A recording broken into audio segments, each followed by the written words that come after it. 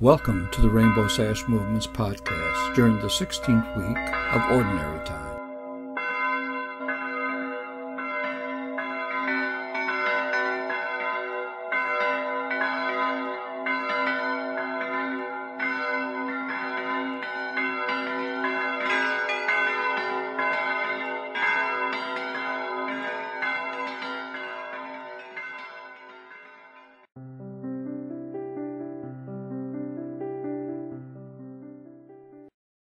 What are the authorities in the Vatican smoking these days? The Vatican issued an avowal, as obtuse as it was malicious, that ordaining women into the priesthood is a sin on par with pedophilia. Oh, really? So let me get this straight. If we ordain women, we are committing the same crime that the clergy were committing and the bishops were committing when they engaged in the sexual abuse of children put in their care.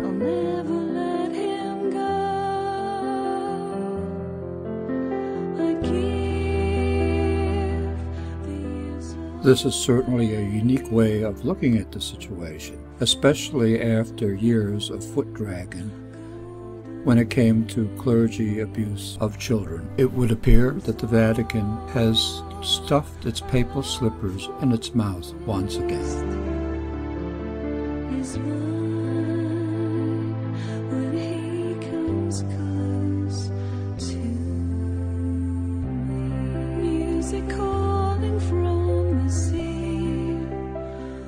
What's happening in Argentina these days around the issue of gay marriage? How did it come to this? The answer lies in why the Vatican felt compelled to throw its anti-female jab into the sexual abuse directive. When Argentina last week legalized gay marriage, the country's Catholic bishops weren't content to simply denounce the legislation. They used it to argue that subhumanity of homosexuals and lesbians, the way many white Southern preachers were ashamed to degrade African Americans during the Civil Rights Movement. Cardinal Bergoglio, I believe that's how he pronounces his name, not only called the new law a scheme to destroy God's plan, he termed it a real and dire anthropological throwback, as if homosexuality were evolutionarily inferior to heterosexuality. Now there's a mind-blowing concept. One wonders where they get these individuals from that wear the red beanies.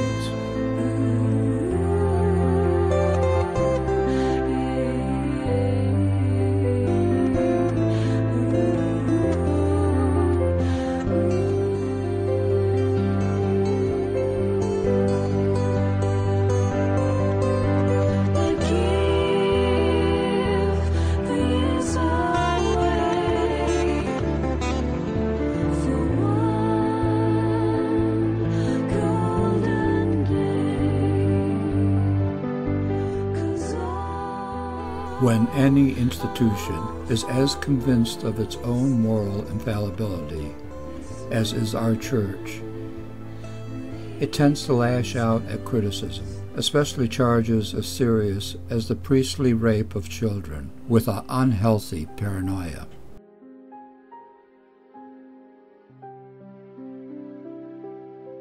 And the church then fortifies its less popular stances, like an all-male priesthood, or its position on gay marriage. It becomes more uncompromising.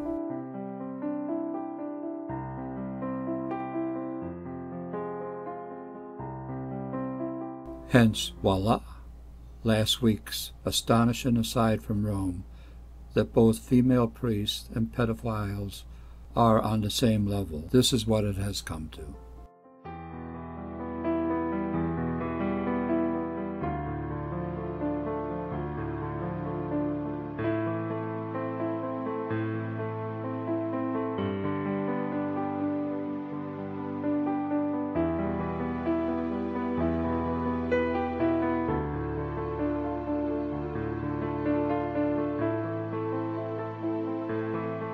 In a new Gallup poll, 62% of U.S. Catholics say gay relationships are morally acceptable, which means we're not thrilled to have our religion represented by a bunch of homophobes wearing miters.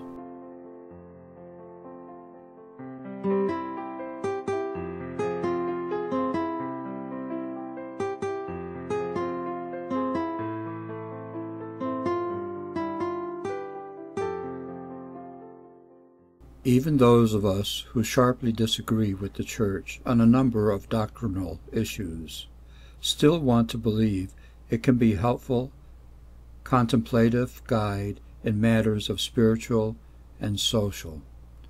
But if it keeps up with the hateful discourse, it will lose whatever modicum of attention the present generation of Catholics still pays it, and it can forget about the next generation.